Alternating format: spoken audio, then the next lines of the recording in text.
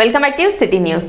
ఐతానగర్లోని సమతావనంలో స్వర్గీయ నన్నపనేని వెంకట్రావు 46వ వర్ధంతి కార్యక్రమం బుధవారం నిర్వహించారు. ఈ సందర్భంగా ఆయనకు పలువురు వక్తలు, అభిమానులు నివాళులు అర్పించారు. ముందుగా నన్నపనేని వెంకట్రావు కుటుంబ సభ్యులు సమతావనంలో ఆయన విగ్రహానికి పూలమాలలు వేసి ఘనంగా స్మరించుకున్నారు. ప్రజాసేవే ధ్యేయంగా నిరాడంబరంగా జీవించిన నేతగా నన్నపనేని వెంకట్రావును కొనియాడారు. రాజకీయాల్లో విలువలు తగ్గిపోతున్న ఈ కాలంలో ఆయన జీవితం యువతకు ఆదర్శమని పేర్కొన్నారు. ఈ కార్యక్రమంలో మాజీ మహిళా కమిషన్ చైర్పర్సన్ నన్నపనేని రాజకుమారి, నన్నపనేని సుధాకర్, వెంకట్రావు కుటుంబ సభ్యులు, ఆయన అభిమానులు పెద్ద సంఖ్యలో పాల్గొన్నారు. అలాగే విఎస్ఆర్ అండ్ ఎన్వీఆర్ కళాశాల విద్యార్థులు, సిబ్బంది ప్రత్యేకంగా హాజరై నివాళులు అర్పించారు.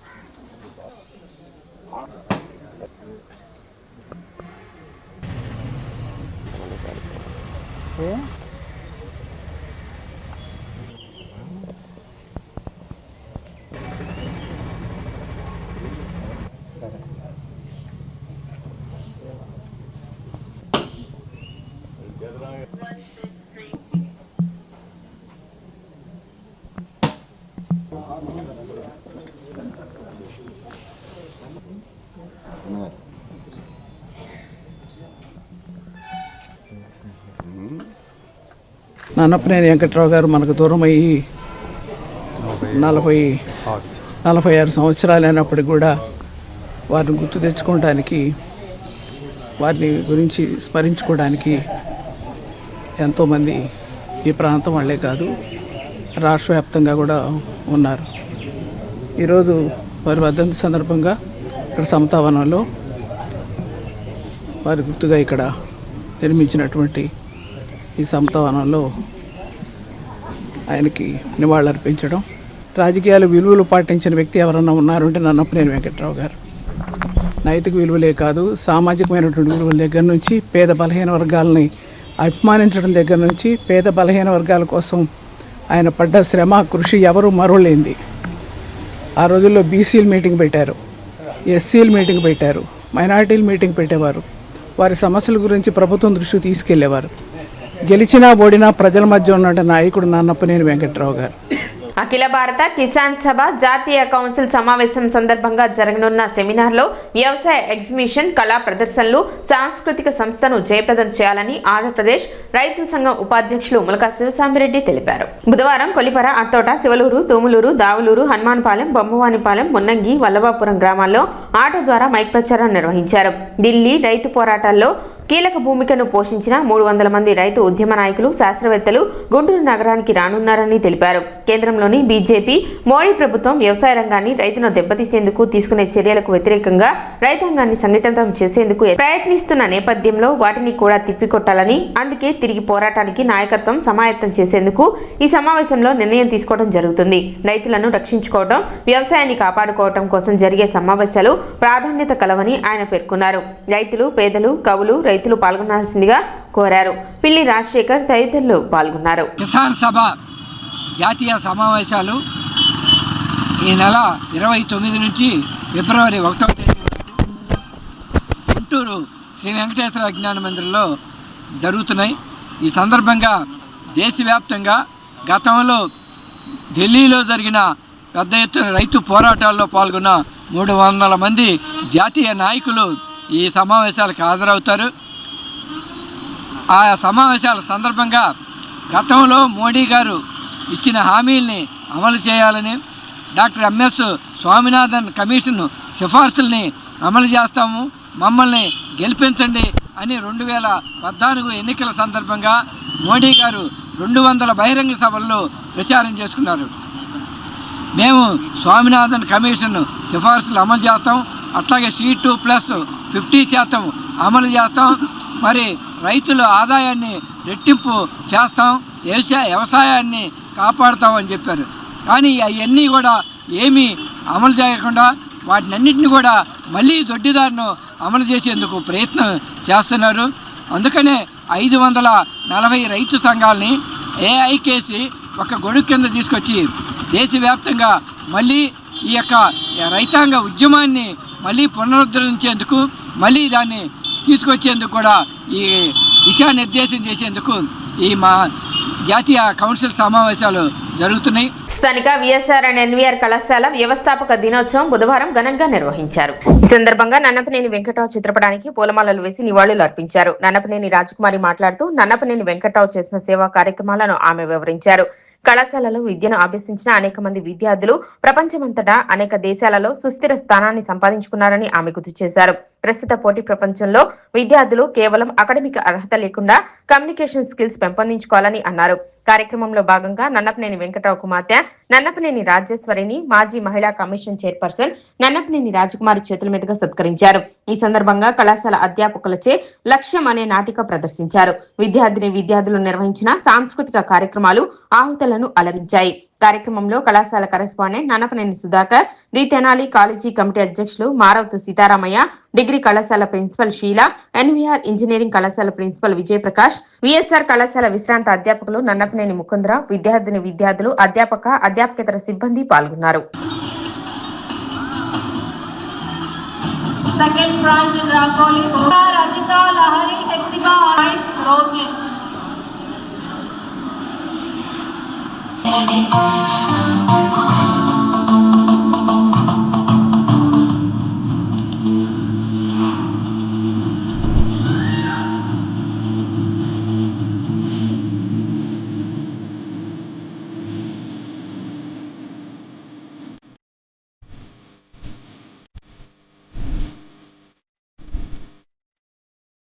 ఈ రోజుకి నన్నపనేని వెంకట్రావు గారు మన నుంచి దూరమయ్యి 46 సంవత్సరాలు అయింది.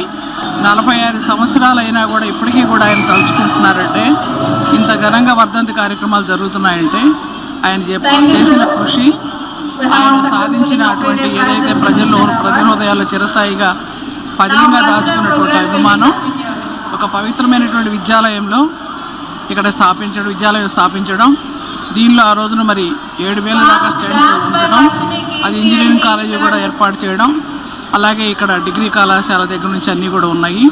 అలాగే ఆడిటోరియం ఒకటి ఏర్పాటు చేశారు, అలాగే జిమ్ ఒకటి ఏర్పాటు చేశారు, అలాగే ఇక్కడ హాస్టల్స్ కూడా ఏర్పాటు చేయడం జరిగింది. చాలా గొప్పగా ఉండేది ఈ కళాశాల. ఈ రోజున కూడా ఇప్పటికీ కూడా నడుస్తుందంటే, ఇప్పటికి కూడా అనేక మంది వేలాది మంది పిల్లలు చదువుకుంటున్నారంటే అది వెంకట్రావు గారు పెట్టినటువంటి భిక్ష అనుకోవాలి. ఏదేమైనా వెంకట్రావు గారు ఆ రోజున జంపన షుగర్ ఫ్యాక్టరీ నిర్మాణం చేసిన, మాతృశ్రీ కోఆపరేటివ్ సూపర్ బజార్ ఏర్పాటు చేసిన, విఎస్ఆర్ అండ్ ఎన్వీఆర్ కళాశాల ఏర్పాటు చేసిన, ప్రజల కోసం చేశారు. ఈ రోజున విఎస్ఆర్ అండ్ ఎన్వీఆర్ కళాశాల యొక్క కాలేజీ డే సెలబ్రేషన్స్ మరియు వ్యవస్థాపక దినోత్సవం అంటే వ్యవస్థాపక కార్యదర్శి నన్నపనేని వెంకట్రావు గారి కార్యక్రమం కింద ఈరోజు సమావేశం ఏర్పాటు చేసుకోవడం జరిగింది. విద్యార్థులు ఈ సమావేశంలో తాము సాధించిన బహుమతులన్నిటినీ స్వీకరించడం, వచ్చిన గెస్టుల ద్వారా స్వీకరించడం జరిగింది. వారందరికీ అభినందనలు తెలియజేస్తూ ఈ కార్యక్రమాన్ని ఇంత విజయవంతం చేసిన విద్యార్థులకు, అధ్యాపకులకు, అధ్యాపకేతర సిబ్బందికి అందరికీ ధన్యవాదాలు తెలియజేస్తూ స్థానిక షరాబజార్లోని శ్రీ సువత్సల సమేత శ్రీ పంచముఖ ఆంజనేయ స్వామి దేవస్థానంలో స్వామివారి వార్షిక బ్రహ్మోత్సవాలు బుధవారం అంగరంగ వైభవంగా ప్రారంభమయ్యాయి. ఉత్సవాల్లో భాగంగా బుధవారం ఉదయం స్వామివారిని పెండ్లి కుమారుని చేయగా సాయంత్రం విశ్వక్సేన పూజ, పుణ్యాహవచనం కార్యక్రమాలను నిర్వహించారు. ఈ సందర్భంగా ఆలయ ఓ హరిప్రసాద్ మాట్లాడుతూ బుధవారం నుండి స్వామివారి వార్షిక బ్రహ్మోత్సవాలు ఫిబ్రవరి 3వ తేదీ వరకు జరుగుతాయని తెలిపారు. 7 రోజుల పాటు జరిగే స్వామివారి బ్రహ్మోత్సవాల్లో భక్తులు విశేషంగా పాల్గొని స్వామివారిని దర్శించుకుని తీర్థప్రసాదాలు స్వీకరించాలని పేర్కొన్నారు.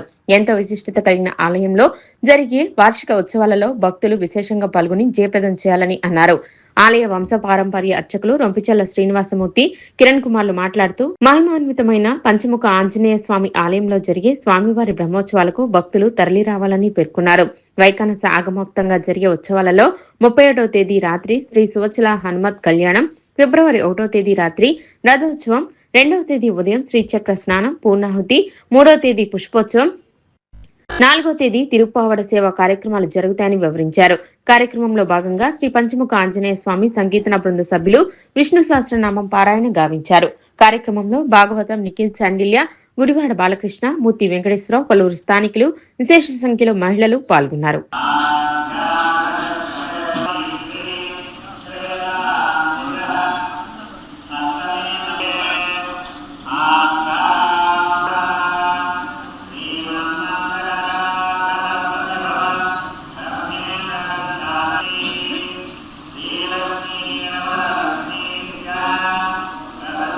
శ్రీ సువత్సల సమేత పంచముఖ ఆంజనేయ స్వామివారి దేవస్థానం షరఫ్ బజార్ నందు స్వామివారి వార్షిక బ్రహ్మోత్సవాలు ఈరోజు ఘనంగా ప్రారంభమయ్యాయి.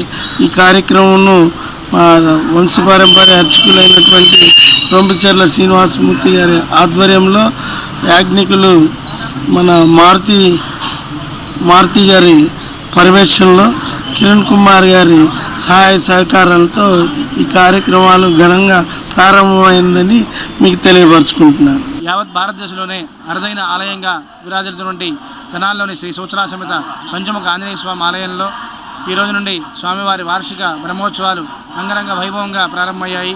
వైగాన సాగముక్తంగా పాంచానిక దీక్షతో జరిగే వైదిక క్రతువులు ఆలయ కార్యనిర్వహణాధికారి హరిప్రసాద్ గారు ఈ రోజున స్వామివారి పెళ్లి కుమారుడు చేసిన సందర్భంగా వాళ్ళ దంపతులిద్దరూ కూడా నూతన వస్త్రాలను సమర్పించడం జరిగింది. సాయంత్రం అంకురార్పణ విశ్వసేన పూజా కార్యక్రమాలతో ఈ యొక్క బ్రహ్మోత్సవ క్రతువు ప్రారంభమవుతుంది. రేపు ఉదయం అనగా 29వ తేదీన సీతారామ కళ్యాణము, సాయంత్రం పూట తిరుచి వాహన సేవ, 30వ తేదీన శ్రీ సూర్యప్రభ వాహన సేవ, చంద్రప్రభ వాహన సేవ, 31వ తేదీన మైనాక వాహన సేవ, సాయంత్రము మాఘ శుద్ధ చతుర్దశి పర్వదినాన శ్రీ సూచనా హనుమతి కళ్యాణ మహోత్సవాన్ని దేవాలయ ప్రాంగణంలో ఎంతో వైభవంగా నిర్వహించడం జరుగుతుంది. మాఘశుద్ధ పౌర్ణమి నాడు స్వామివారి రథోత్సవం 1వ తేదీ ఆదివారం రాత్రి పట్టణ పురవీధుల్లో కన్ను పండుగ జరుగుతుంది. అలాగే 2వ తేదీన శ్రీచక్ర స్నానము, పూర్ణాహుతి, ధ్వజ అవరోహణ కార్యక్రమాలు, 3వ తేదీన పుష్పోత్సవం, 4వ తేదీన ఈ సంవత్సరం విశేషంగా తిరుప్పావడ సేవా కార్యక్రమం ఆలయ కార్యనిర్వాహక హరిప్రసాద్ గారి నేతృత్వంలో భక్తుల సహాయ సహకారాలతో ఎంతో వైభవంగా నిర్వహించడం జరుగుతుంది. దళిత యూనివర్సిటీ వైస్ ఛాన్సలర్ ఆచార్య గుజ్జర్లమూడి కృపాచారికి తుమ్మల వెంకటరామయ్య స్మారక పురస్కారం ప్రదానం చేశారు. కవిరాజా పార్కులో అరిసెం జిల్లా అధ్యక్షుడు చెరుకుమల్లి సింగారావు అధ్యక్షతన జరిగిన సభలో ముఖ్య అతిథి అరిసెం రాష్ట్ర అధ్యక్షుడు పెనుగొండ లక్ష్మీనారాయణ మాట్లాడుతూ తెలుగు భాష వ్యాప్తికి యూనివర్సిటీలో ఆయన విశేష కృషిని చేశారని చెప్పారు. ఎంతో మంది విద్యార్థులకు ఉన్నత విద్యను అందించి వారి భవిష్యత్తుకు బాటలు వేశారన్నారు. ప్రవాస భారతీయుడు డాక్టర్ బాబు ఆర్ వడ్లముడి ఈ పురస్కారం అందజేశారు. కార్యక్రమంలో ముత్తేవి రవీంద్రనాథ్, బొల్లిముంత కృష్ణ, కనపర్తి బెనాహర్, అయినాల మల్లేశ్వరరావు, షేక్ అబ్దుల్ హకీం జానీ తదితరులు పాల్గొన్నారు.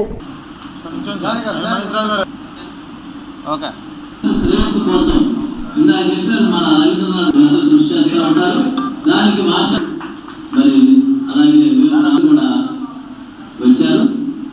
అలాగే కృపాచార్య గారు కూడా ఇక్కడ చాలా మంది అభిమానులు ఉంటారు. ఎందుకంటే సాహిత్య పల్లెల్లో కూడా ఒకనాటి రోజుల్లో ప్రతి ఒక్క పిల్లవాడు కూడా ఎర్రజెండా పట్టుకుని వెళ్తుంటే ఎర్రదండు కదిలింది అనుకుంటూ పిల్లలందరూ కూడా కలిసినటువంటి మాట. అంటే ప్రజలను ఉత్తేజపరిచినటువంటి ఒక పార్టీ, పేదల పార్టీ ఏదైతే కమ్యూనిస్ట్ పార్టీ అన్నటువంటి తర్వాత మిగిలిన పార్టీలు అనేటటువంటివి రకరకాలైనటువంటివి వచ్చాయి. ఆ తర్వాత క్రైస్తవ మతం వచ్చిందంటే క్రైస్తవ మతం నేను ఎప్పుడు కూడా అదే మాట చెప్తున్నాను. క్రైస్తవ మతం కనుక భారతదేశానికి ప్రారంభంలో కనుక రాకపోతే భారతదేశం 1000 ఏళ్ళు రాకబడి ఉండేది. ఎందుకు ఈ మాట ధైర్యంగా చెప్తున్నాను అంటే భారతదేశానికి క్రైస్తవ మతం తీసుకొచ్చింది పాశ్చాత్యులు కానే కాదు. క్రీస్తు శిష్యుడైనటువంటి తోమా 52వ సంవత్సరంలో భారతదేశానికి ఆయన ప్రారంభం చేశాడు. ఆయన ద్వారానే క్రైస్తవ మతం ప్రారంభమైంది. అంతే తప్ప ఇంగ్లీష్ వాళ్ళు లేకపోతే బ్రిటిష్ వాళ్ళు వచ్చి వాళ్ళ క్రైస్తవ మతం వాళ్ళు ఏనాడు కూడా వ్యాపారం చేసుకోవడానికి వచ్చారే తప్ప మనం వ్యాపారం చేసి చచ్చారే కానీ మనం ఏమి కూడా మతానికి సంబంధించి వాళ్ళు ఏమీ చేయలేదు. ఇది తర్వాత కాలంలో చేసినటువంటి ఒక అబద్ధ ప్రచారం. ఆచార్య గుజ్జర్లమూడి కృపాచార్య గారికి ఆయనకి వైస్ ఛాన్సలర్గా తెలుగు భాష ఆచార్యుడిగా చాలా ప్రఖ్యాతి పొంది ఆయన సాహిత్యంతో ఆయన సహాయంతో చాలామంది పిహెచ్డీలు తర్వాత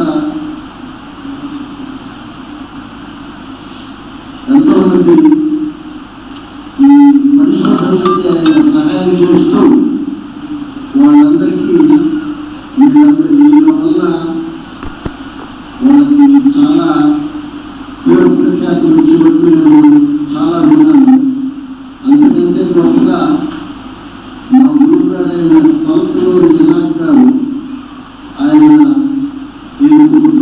పురస్కారం ఇచ్చారని విన్నాను. ఇంతటి ప్రాముఖ్యత కలిగిన ఉపాధ్యాయుల గారికి ఈరోజు ఈ అభినందన సభ జరగడం చాలా అభినందిస్తూ. సిటీ న్యూస్ ముగించే ముందు ముఖ్యాంశాలు మరోసారి.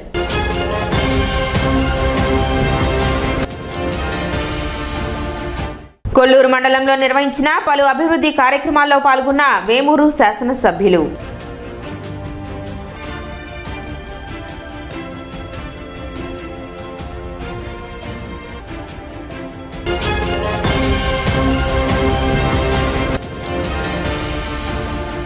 తెనాలి మున్సిపల్ ప్రత్యేక సమావేశంలో బడ్జెట్ ఆమోదం.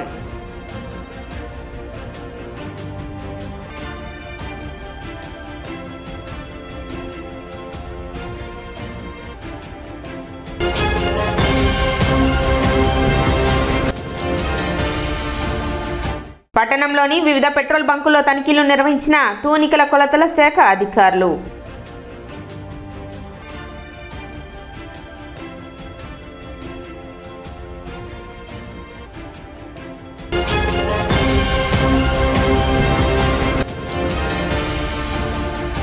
ఘనంగా నన్నపనేని వెంకట్రావు 46వ వర్ధంతి కార్యక్రమం. సమతావనంలో నన్నపనేని వెంకట్రావుకు నివాళులు అర్పించిన కుటుంబ సభ్యులు.